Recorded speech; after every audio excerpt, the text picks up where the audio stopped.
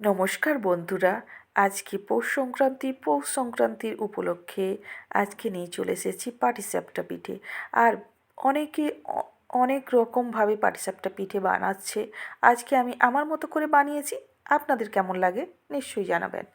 আমি এখানে পাটিসাপটা পিঠে বানানোর জন্য নিয়ে নিয়েছি চালের গুঁড়ি, ময়দা, সুজি, চিনি গুঁড়ো করে নিয়েছি, নুন, আর এখানে নিয়েছি নরম নারকেল, একবারে নরম, মানে যেটা ডাব হয় না, ডাবের জলটা খাওয়ার পরে যে একটু মোটা করে শাঁস হয়ে যায় সেইটা। আর তার আগে আমি এখানে ব্যাটারটা বানিয়ে নিব। আগে নিয়ে নিচ্ছি চালের গুঁড়ি, 2 কাপ নিয়েছি এখানে, ধরুন ওটা 500-র কাছাকাছি। আর এখানে নিয়েছি ময়দা, চালের গুঁড়ি যতটা দেওয়া হবে ময়দা তার অর্ধেক, আর ময়দা যতটা দেওয়া হবে তার অর্ধেক হচ্ছে সুজি। আর চিনিটা এখানে গুঁড়ো করে নিয়েছি। আর দিয়ে দিলাম পরিমাণ মতো লবণ দিয়ে এবার আমি শুকনো উপকরণগুলো চামচ দিয়ে মাখিয়ে নেব। তারপরে নিয়ে নিয়েছি এখানে উষ্ণ গরম করে রাখা দুধ। আগে থেকেই আমি একটা বোতলে ঢুকিয়ে নিয়েছি, তবে একবারে দুধটা দেব না, একটু একটু দিয়ে করে মাখিয়ে নেব। একবারে দিলে গুটলি হয়ে যাবে, তার জন্য আপনারাও ওইভাবে করে মাখাবেন, একটু একটু দেবেন, দিয়ে মাখাবেন। একটু টাইম লাগলেও কিন্তু জিনিসটা একবারে পারফেক্ট তৈরি হবে। এই যে দেখুন, আমি আবার দিয়ে দিচ্ছি, দিয়ে করে আবার মাখিয়ে নিয়ে তারপরে একবারে আমার এখানে দুধটা লেগেছে 700 মতো। এখানে এই যে দেখুন, আমি ফিটিয়ে নিয়েছি, একটু হালকা সামান্য পাতলা রেখেছি। কেন বলুন তো, চালের গুঁড়ি আর সুজিটা এটা শেড হবে, তখন একবারে ব্যাটারটা গাঢ় হয়ে যাবে।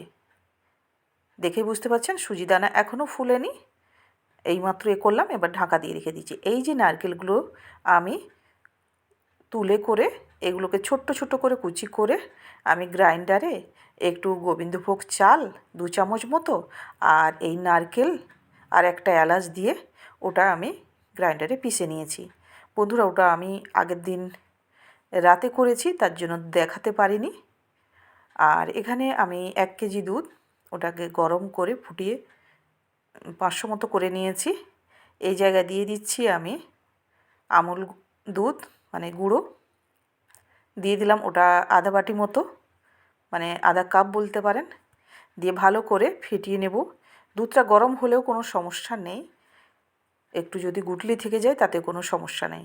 এবার আমি যে চাল আর নারকেলটা, একবারে নরম নারকেল আমি যেটা বেটে রেখেছিলাম সেটা দিয়ে দিলাম। সেটা দিয়ে করে এবার ভালো করে দুধের সঙ্গে মিশিয়ে নেব। আর এই জায়গায় যেহেতু আমি চালটা দিয়েছি বা নারকেলের, তো এখানে খুব সমানে নাড়তে হবে, না হলে কিন্তু নিচে বসে যাবে। এই যে দেখুন, অনেকটাই ঘন হয়ে গেছে, এবার সমানেই নেড়ে যেতে হবে। বন্ধুরা, কে কোথা থেকে দেখছেন নিশ্চয়ই কমেন্টে জানাবেন।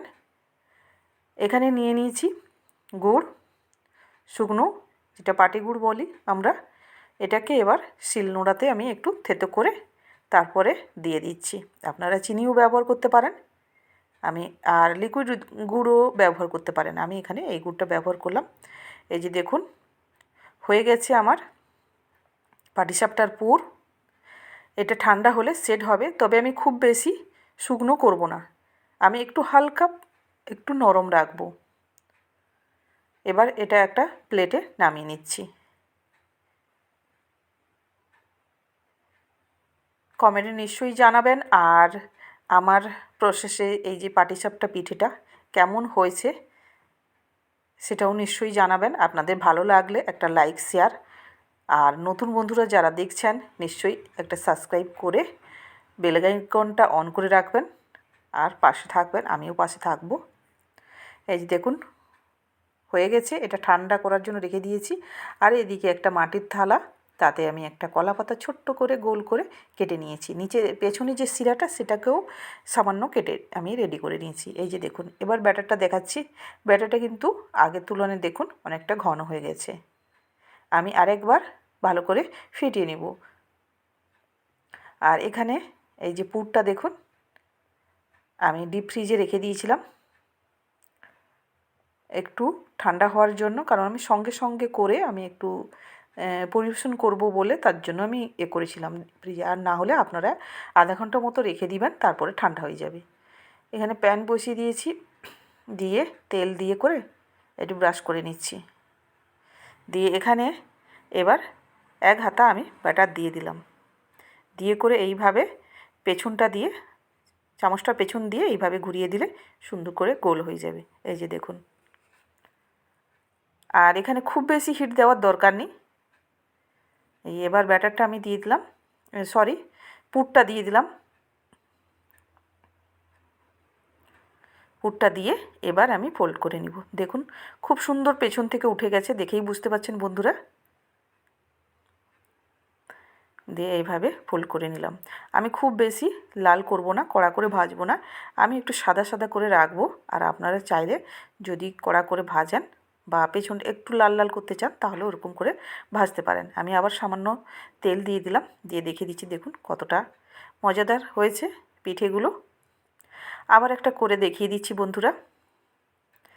ব্যাটার দিয়ে পেছনে চামচের পেছনটা দিয়ে এইভাবে গোল করে ঘুরিয়ে নেব। ঘুরিয়ে নিয়ে তারপরে পুরটা দিয়ে একটুক্ষণ রেখে ফোল্ড করে নিব এইভাবে। এই যে দেখুন কি সুন্দর উঠে আসছে, একটুও কিন্তু লেগে যাচ্ছে না। দেখুন দ্বিতীয়টাও করে দেখিয়ে দিলাম বন্ধুরা। এইভাবে পরিমাপ অনুযায়ী আপনারা করবেন, দেখবেন খুব সুন্দরভাবে উঠে যাবে। এই যে দেখুন খুব সুন্দরভাবে হয়েছে।